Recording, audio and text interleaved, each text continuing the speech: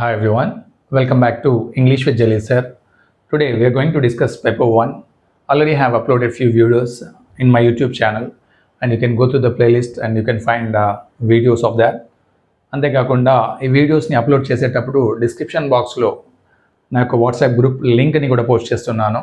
Right, it can be useful in upcoming days. Like I'm going to prepare this all question papers as a online test through the Google form. అంటే Google form ద్వారా మీకు ఎగ్జామ్స్ని అంటే online టెస్ట్ని conduct చేయబోతున్నాను. Right, you can attempt an number of question papers and you can improve your English language skills. So అందువల్ల నా request ఏంటంటే ఆ గ్రూప్లో యాడ్ కావడానికి ట్రై చేయండి.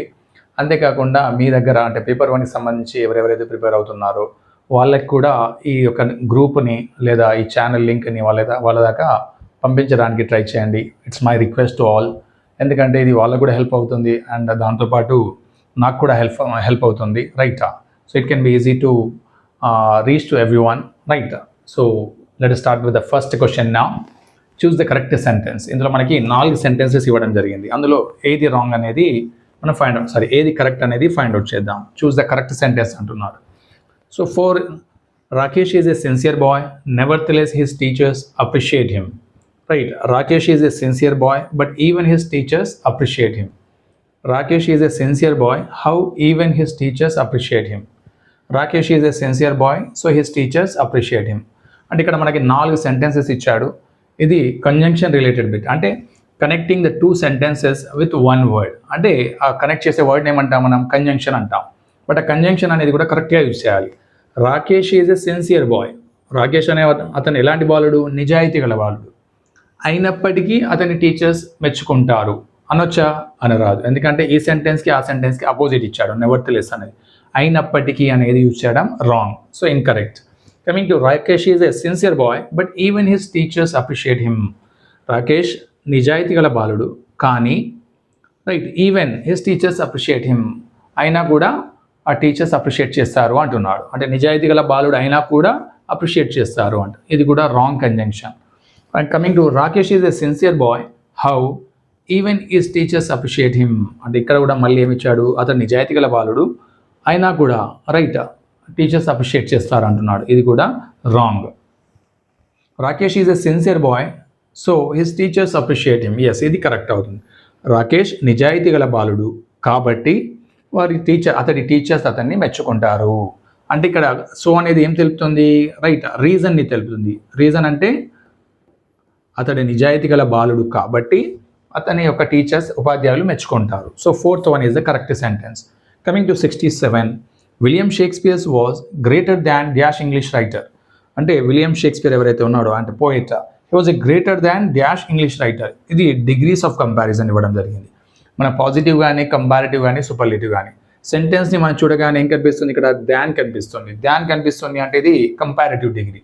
సో కంపారిటివ్ డిగ్రీలో దాన్ తర్వాత ఏమొస్తుంది అనేది చూద్దాం. Right, all the other, the other, any other, all other.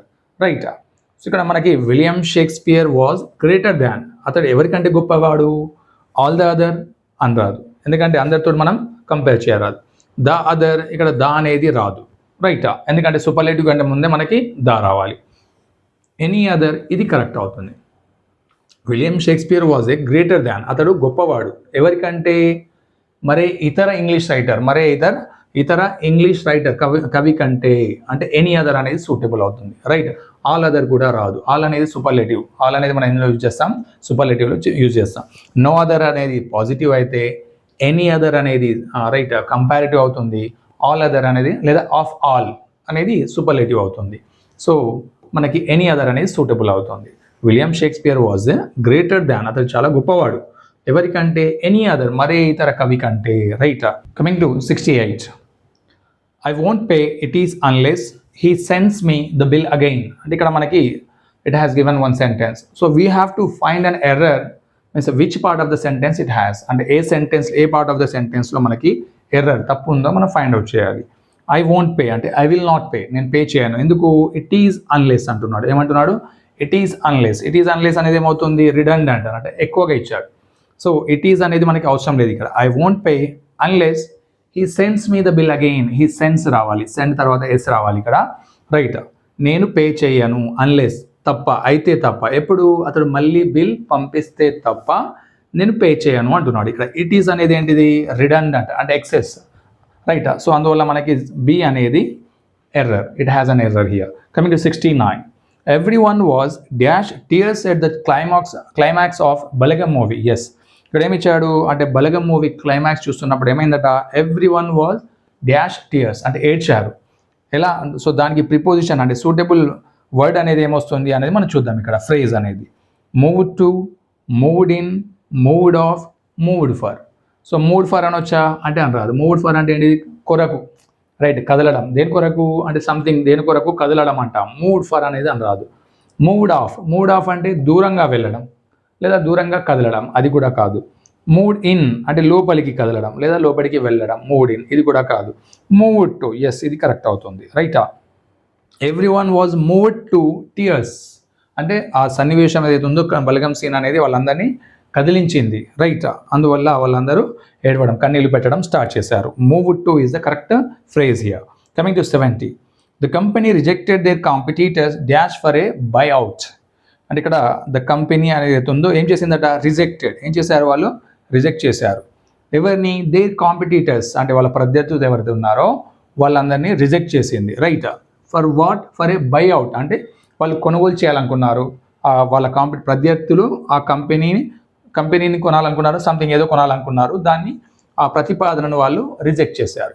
So ఇక్కడ ఫిల్అప్ ఏమొస్తుంది అనేది చూద్దాం. మనకి ప్రొపగేషన్, ప్రిజర్వేషన్, ప్రిపోజిషన్, ప్రపోజిషన్. అంటే ఇక్కడ ప్రొపగేషన్ అంటే ఏంటిది, వ్యాప్తి చేయడం. సో వ్యాప్తి చేయడం అనేది wrong. Company rejected their competitors propagation అంటే వ్యాప్తి చేసేదాన్ని, కొనుగోలు వ్యాప్తి చేసేది ఉండదు, సో రాంగ్. ప్రిజర్వేషన్ అంటే ఏంటి, సంరక్షించడం, అది కూడా కాదు. Preposition is wrong, it's a parts of speech word, అవునా. ప్రపోజిషన్ అంటే కరెక్ట్ అవుతుంది. అంటే ఏంటి, ప్రతిపాదన. కంపెనీ ఏం చేసింది, వాళ్ళ ప్రత్యర్థుల యొక్క ప్రతిపాదన, ఏం ప్రతిపాదన, కొనుగోలు ప్రతిపాదన. సో ఆ కొనుగోలు ప్రతిపాదనను ఏం చేశారు, రిజెక్ట్ చేశారు అంటే రైట్, రిఫ్యూజ్ చేశారు, నిరాకరించారు. So fourth one is the correct one, right. Coming to 66 ఏమి ఇచ్చాడు, కంజంక్షన్ బిట్. 67 వచ్చేసి మనకి రైట్ డిగ్రీస్ ఆఫ్ కంపారిజన్. 68 వచ్చేసి ఎర్రర్. 69 వచ్చేసి మనకి ఏంటి, ఫ్రేజెస్ బిట్ ఇచ్చాడు, అంటే నథింగ్ బట్ ఇది వర్బ్, సబ్జెక్ట్ వర్బ్ రిలేటెడే. అండ్ 70 వచ్చేసి మనకి రైట్ ఏంటి, సూటబుల్ వర్డ్ని మనం ఫైండ్ అవుట్ చేయాలి, రైట్, అంటే వొకాబులరీ రిలేటెడ్ బిట్ ఇది. So coming to 71, I'm going to hit the sack, I'm exhausted. Meaning for the idiom to hit the sack అంటే ఇక్కడ హిట్ ద సాక్ అనే వర్డ్ ఫ్రేజ్ ఏదైతే ఉందో, రైట్, ఆ ఇడియం ఏదైతే ఉందో ఆ ఇడియం యొక్క మీనింగ్ ఏంటి అని అడుగుతున్నాడు. I'm going to hit the sack, I'm exhausted అంటే ఏంటి, అలసిపోయాడు, రైట్. ఐఎమ్ ఎగ్జాస్టెడ్, నేను అలసిపోయాను, సో నేనేం చేయబోతున్నాను అనేది ఆ మీనింగ్ తెలిస్తే మనం రాయొచ్చు. టు ప్లే ఏ స్పోర్ట్ అంటే అలసిపోయినప్పుడు మళ్ళీ గేమ్ ఆడతామా, ఆడము. టు ప్లే ఏ స్పోర్ట్ అంటే రాంగ్, అంటే మనం స్పోర్ట్ అనేది ఆడం.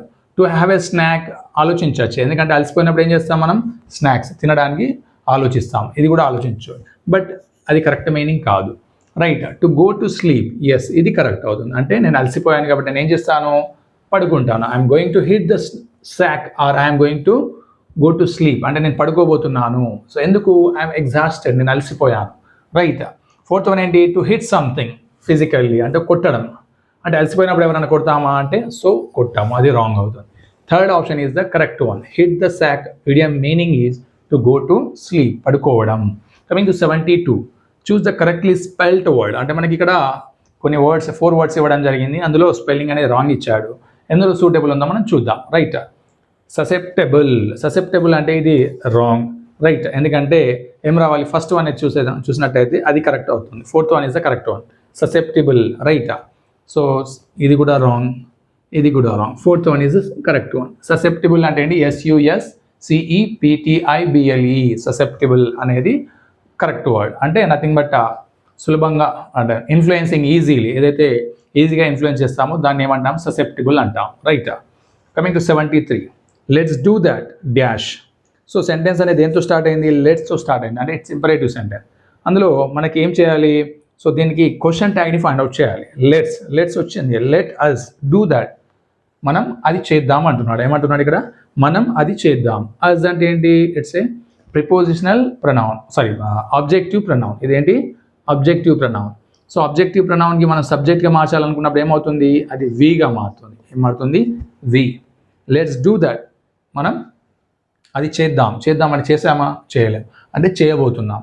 సో చేయబోతున్నాం అంటే అదేమవుతుంది, ఫ్యూచరే, అంటే కంప్లీట్గానే యాక్షన్ కాబట్టి ఇప్పుడు చేయబోతున్నాం కాబట్టి ఫ్యూచర్లో మెన్షన్ చేయాలి. సో ఇక్కడ ఆబ్జెక్టివ్ ప్రొనౌన్ సబ్జెక్ట్గా మారితే వి అవుతుంది.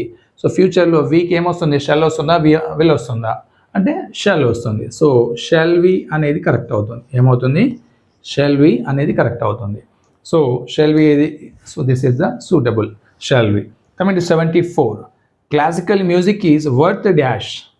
మనకేమిచ్చాడు ఇక్కడ, classical music is worth dash. Classical music ఏంటి, వర్త్ తర్వాత ఏమొస్తుంది నార్మల్గా అంటే వర్త్ తర్వాత V4 వస్తుంది. V4 లేదా జిరాండ్ అంటాం. ఏమంటాం, V4 లేదా gerund. Classical music is worth listening to అనాలి. ఏమనాలి, worth listening to. Right, to listening to అంటే ఇది రాంగ్. ఇక్కడ రెండుసార్లు టు లిసన్ అన్నా కూడా wrong.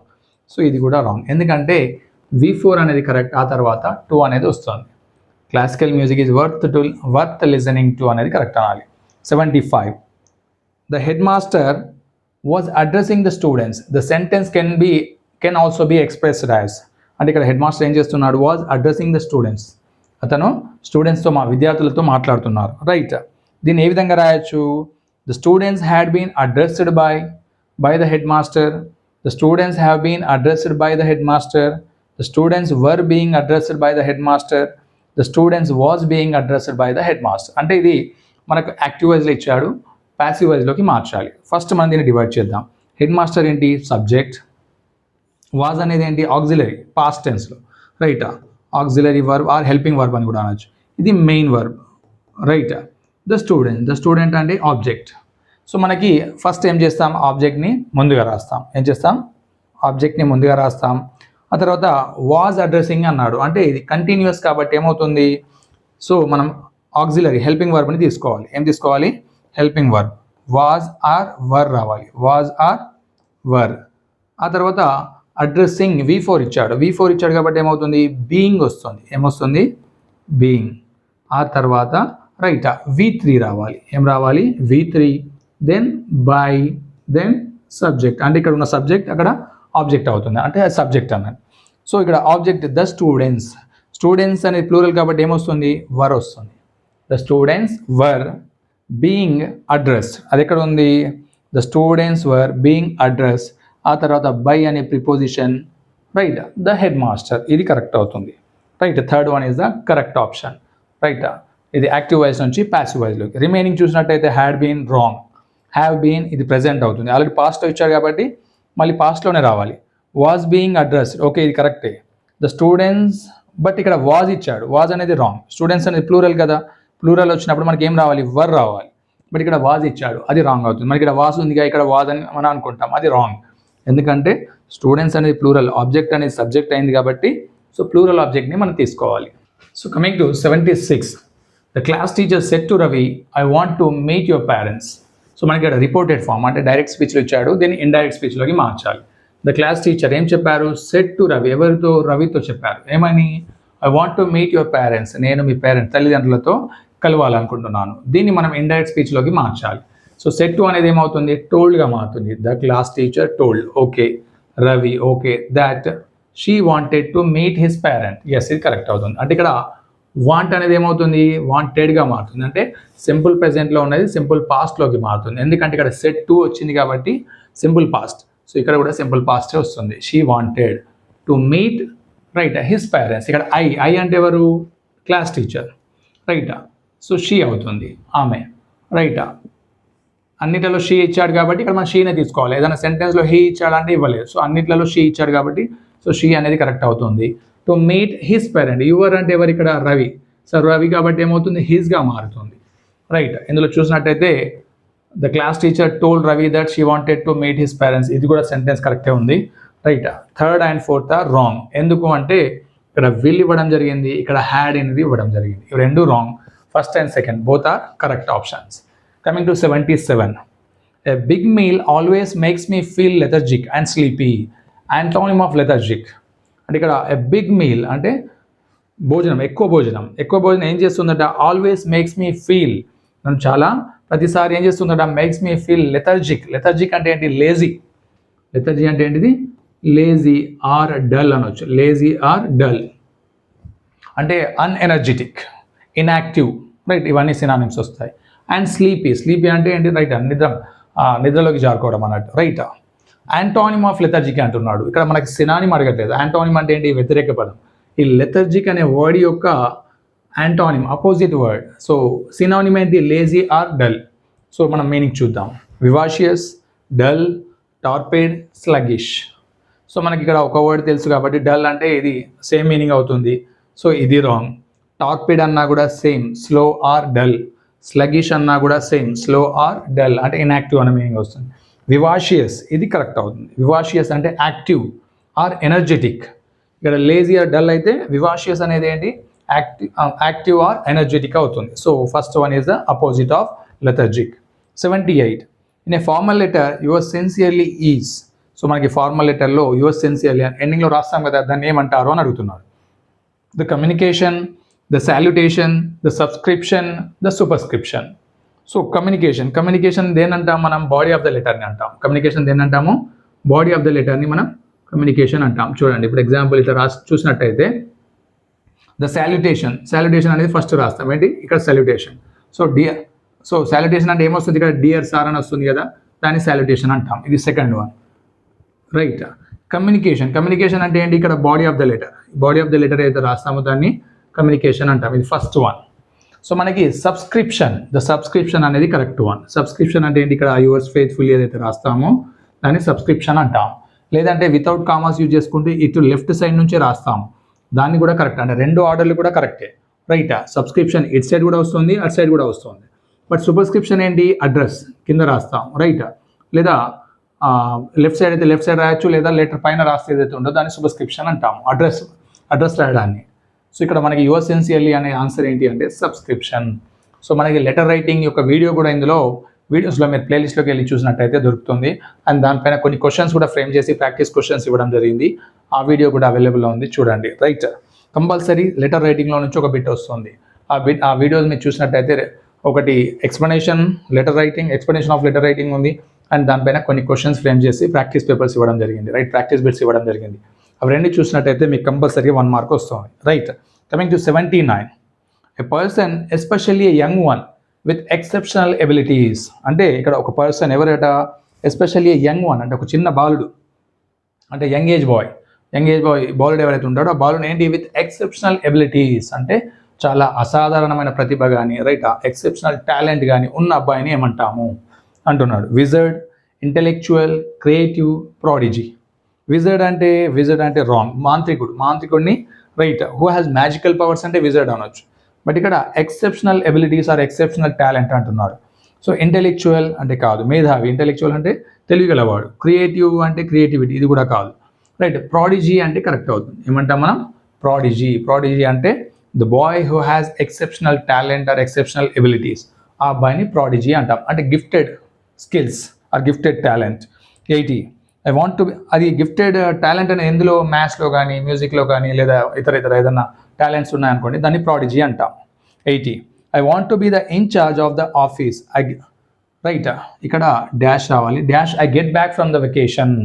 I want to be the in charge of the office. నేను ఆఫీస్ యొక్క ఇన్ఛార్జ్ ఉండాలనుకుంటున్నాను. ఎప్పటిదాకా, I get back from vacation అంటే వెకేషన్ నుంచి తిరిగి వచ్చే వరకు నేను ఇన్ఛార్జ్గా ఉండాలనుకుంటున్నాను అంటున్నాడు. సో వచ్చే వరకు అంటే ఏమొస్తుంది, so that, until, while, but. So until అనేది కరెక్ట్ అవుతుంది. సో దట్ అనేది సూటబుల్ కాదు, అంటే కండిషన్ని తెలుపుతుంది. అంటిల్ అంటే ఏంటి, రైట్, టిల్ హీ రిటర్న్స్, వరకు. I want to be the in charge of the office until, వరకు, ఎప్పటిదాకా, I get back from the vacation, right. ఆ వెకేషన్ నుంచి తిరిగి వచ్చే వరకు నేనే ఇన్ఛార్జ్ ఉండాలనుకుంటున్నాను అంటున్నారు, అంటిల్. వైల్ అంటే ఇది wrong. 2 things if it is happening at the same time, అంటే 2 యాక్షన్స్ ఒకటేసారి జరుగుతున్నప్పుడు మనం వైల్ అంటాం, రైట్. వైల్ యూజ్ చేస్తాం. బట్ అనేది కాంట్రాస్ట్, అంటే వ్యతిరేకంగా యూజ్ చేయడానికి బట్. సూటబుల్ ఆన్సర్ ఏంటి ఇక్కడ, అంటిల్ అనేది suitable answer, right. Coming to 81. Arrange the parts of sentence in sequence. So ఇక్కడ మనకి PQRSTU అని 6 సెంటెన్సెస్ ఇవ్వడం జరిగింది, రైట్. సో దీన్ని ఏం చేయాలి అంటే we have to arrange in a sequence. ఇవన్నిటిని ఒక సీక్వెన్స్లో అరేంజ్ చేయాలి. సో ఫస్ట్ పి ఆప్షన్ చూసినట్టయితే, since the world has been Q there has been an increase in the number of species become industrialised are nearing extinction that have either become extinct. So choose the correct option. మనకి ఇక్కడ 4 options ఇవ్వడం జరిగింది. Right, we will see as per the options. P, since the world has been. S, become industrialized. Yes, okay, ఇది accept చేయొచ్చు. World అనేది అంటే since the world has been become industrialised అంటే ప్రపంచంలో పారిశ్రామిక వ్యవస్థ అనేది అభివృద్ధి చెందినప్పటి నుంచి అనొచ్చు. ఆర్ అంటే in the number of species. U, that have either become extinct. Q, there has been an increase. So ఇది రాంగ్ అవుతుంది, ఎందుకంటే సో మనకి ఇది సీక్వెన్స్లో లేదు. సో P అండ్ S అనేది సీక్వెన్స్లో ఉన్నది, బట్ Q అనేది సీక్వెన్స్లో లేదు. Right, coming to second one. P, since the world has been become industrialized there has been an increase. Q తర్వాత ఏమిచ్చాడు? U, that have either become extinct. R, in the number of species. Right. T, are nearing extinction. Okay, ఈ సీక్వెన్స్ని మనం accept చేయొచ్చు. First let us see the meaning. Since the world has been become industrialized అంటే పారిశ్రామిక వ్యవస్థ, ప్రపంచంలో పారిశ్రామిక వ్యవస్థ అభివృద్ధి చెందినప్పటి నుంచి ఈ రెండింటి మీనింగ్. క్యూ చూసినట్టయితే there has been an increase అంటే దేంట్లో ఇంక్రీజ్ అంటే ఏది ఎక్కువగా అభివృద్ధి చెందుతుంది అంటే యూ ఏంటి? That have either become extinct అంటే అంతరించిపోతున్నవి. So there has been an increase that have either become extinct అంటే కొన్ని జాతులు అభివృద్ధి చెందినవి, కొన్ని అంతరించిపోతున్నవి. Or, in the number of species ఎందులో? జాతులలో. రైట్. టీ, ఆర్ నియరింగ్ ఎక్స్టింక్షన్ అంటే అంతరించిపోవడం. రైట్, ఇది కరెక్ట్. అంటే పారిశ్రామిక వ్యవస్థ ఈ ప్రపంచంలో అభివృద్ధి చెందుతున్నప్పటి నుంచి అంటే కొన్ని ఏమంటున్నాడు? కొన్ని there has been an increase అంటే కొన్ని అభివృద్ధి చెందాయి. ఏంటి? That have either become extinct అంటే కొన్ని అంతరించిపోతున్నవి, కొన్ని అభివృద్ధి చెందాయి అంటున్నాడు. In the number of species అంటే జాతులలో ఇంక్రీజ్ ఉంది. At the same time or nearing extinction అంటే కొన్ని అంతరించిపోయాయి. So second one is the correct one. So ఇది ఈ ఆప్షన్లో మనం ఫాలో అవ్వాలి. Coming to 82. A list of the books and articles that have been used by someone when writing a particular book or article is called bibliography, catalog, index, appendix. అంటే మనకి ఇక్కడ 4 ఆప్షన్లు ఇవ్వడం జరిగింది. ఇక్కడ ఒక వర్డ్ యొక్క మీనింగ్ ఇచ్చాడు. ఆ మీనింగ్ అని ఆ వర్డ్ అనేది దేనికి వాడతామని అడుగుతున్నాడు. అంటే a list of the books and articles, books కానీ ఆర్టికల్స్ కానీ దాని యొక్క list that have been used by someone అంటే అది ఎవరి చేతనైనా అంటే వాడబడుతుంది. ఎప్పుడు? When writing a particular book or article is called అంటే వారు ఎప్పుడైనా ఒక పర్టికులర్ బుక్ కానీ ఒక ఆర్టికల్ కానీ రాస్తున్నప్పుడు ఆ బుక్స్ యొక్క లిస్ట్ కానీ ఆర్టికల్స్ని కానీ ఎంటర్ చేస్తాం. అది ఎప్పుడు అని అడుగుతున్నాడు. అంటే అది దాని మీనింగ్ ఏంటి? బిబ్లియోగ్రఫీ అంటే ఎగ్జాంపుల్ ఒక మనం రీసెర్చ్ చేసామనుకోండి సైంటిఫిక్గా, దాన్ని మనం బుక్ రూపంలో రాస్తున్నప్పుడు రైట్ ఆ మ్యాటర్తో పాటు ఎండింగ్లో ఏం చేస్తాం? ఆ రీసెర్చ్ అనేది ఎక్కడెక్కడ ఏ బుక్ల నుంచి రిఫరెన్స్గా తీసుకున్నామో ఆ రిఫరెన్స్ బుక్స్ యొక్క లిస్ట్ అనేది మనం తయారు చేస్తాం. రైట్. లేదా ఆర్టికల్స్ ఏదైనా చదివితే దాని యొక్క లిస్ట్ని తయారు చేస్తాం. అది ఎండింగ్లో మనం మెన్షన్ చేస్తాం. రైట్. సో వాటిని ఏమంటాం మనం అంటే బిబ్లియోగ్రఫీ అంటాం. రైట్. అలా కాకుండా కెటలాగ్ అన్నాం అనుకోండి, కెటలాగ్ అనేది దీనికి సూటబుల్ కాదు. ఎందుకు అంటే కెటలాగ్ ఎక్కడ వాడతాము? మన షాప్లోకి వెళ్ళినప్పుడు నార్మల్గా డ్రెస్సెస్ కానీ డిజైన్స్ కానీ లేదంటే లైక్ డివిజన్ ఆఫ్ కలర్స్ కానీ దాన్ని ఒక కేటలాగ్ రూపంలో మనకు చూపిస్తాడు. రైట్, దాన్ని కేటలాగ్ అంటాము. ఇండెక్స్ అనేది దేనికి? రైట్, టెక్స్ట్ బుక్ ఓపెన్ చేసినప్పుడు మనకి ఇండెక్స్ పేజ్ అనేది ఉంటుంది. అందులో as per alphabet or else as per the right division of book. మనం టెక్స్ట్ బుక్ ఒకవేళ సోషల్ తీసుకున్నట్టయితే జోగ్రఫీ, హిస్టరీ, ఎకనామిక్స్, సివిక్స్ అని ఆ టైప్లో వస్తుంది. అలా కాకుండా ఇంగ్లీష్లో థీమ్స్ వైజ్ ఉంటుంది, లేదా ప్రైమరీ లెవెల్లో అయితే ఆల్ఫాబెట్ వైజ్ ఉంటుంది. దాన్ని ఇండెక్స్ అంటాము. రైట్, అంటే ఇండెక్స్ అంటే ఏంటి? నథింగ్ బట్ సూచించే పేజ్ అన్నట్టు. అపెండిక్స్ అంటే ఏంటిది? అనుబంధం. దానికి సంబంధించిన అనుబంధం గల ఏమైనా లిస్ట్ ఉంటే దాన్ని అపెండిక్స్ అంటాము. Right. So what is the correct answer here? Bibliography is the correct one. Right. Coming to 83. The moon landing is A dash in space exploration. Moon landing అంటే ఏంటి అంటే మనం మానవుడు ఎప్పుడైతే స్పేస్లో అంటే అంతరిక్షంలో మూన్ పైన ల్యాండ్ అయ్యాడో అదేంటి అని అడుగుతున్నాడు. చూస్ the correct option to fill in the blank. Null, casual, landmark, insignificant. అంటే దాని మీనింగ్ ఏంటి? నల్ అంటే ఏంటి? శూన్యం. అంటే మూన్ పైకి వెళ్ళడం అనేది అది శూన్యమా అంటే ఇట్ హ్యాస్ నో వాల్యూ అని అంటున్నాడు. So that is wrong. దానికంటే ఒక వాల్యూ ఉంది, రైట్. క్యాజువల్ అనేది కూడా కాదు. అంటే ఫస్ట్ టైం వెళ్ళడం అంటే ఏంటి? అది క్యాజువల్ కాదు, ఆర్డినరీ థింగ్ కాదు. It's not a ordinary thing, right, extraordinary thing. దాన్ని ఏమనొచ్చు మనం? ల్యాండ్ మార్క్ అనొచ్చు, మైలురాయి అనొచ్చు. ఏమనొచ్చు? Landmark or nothing but important event in the history అనొచ్చు. సో ఎందుకంటే ఫస్ట్ టైం మూన్ పైన ల్యాండ్ అవ్వడం అనేది ఇట్స్ ఎ ల్యాండ్ మార్క్. అంటే మైలురాయి అంటాం, తెలుగులో అయితే ఏమంటాం మనం? మైలురాయి లేదా చారిత్రక ఘట్టం అని అంటాం, రైట్. అదే ఇన్సిగ్నిఫికెంట్ అంటే no importance, right. No importance or not important అంటాం, అది wrong. So the moon landing is a landmark in space exploration. ఇది కరెక్ట్ అవుతుంది. Third one is the correct option. Coming to 84. In this word B is not a silent letter. అంటే ఇక్కడ మనకి 4 words ఇచ్చాడు.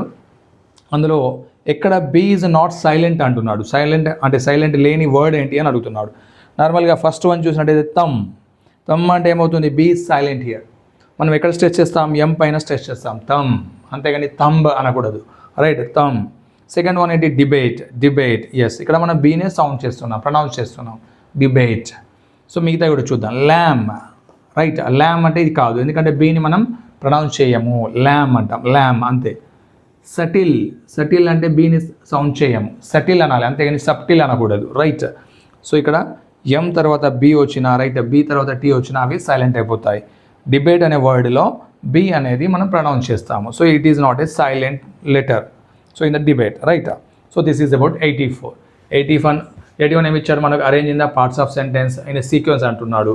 82 వచ్చేసి ఏమి ఇచ్చాడు మనకి అంటే వొకాబులరీ మీనింగ్ అడగడం జరిగింది, రైట్. అండ్ 83 వచ్చేసి ఇది కూడా ఒక వొకాబులరీ రిలేటెడ్ బిట్టే. 84 వచ్చేసి సైలెంట్ లెటర్ అని అడగడం జరిగింది.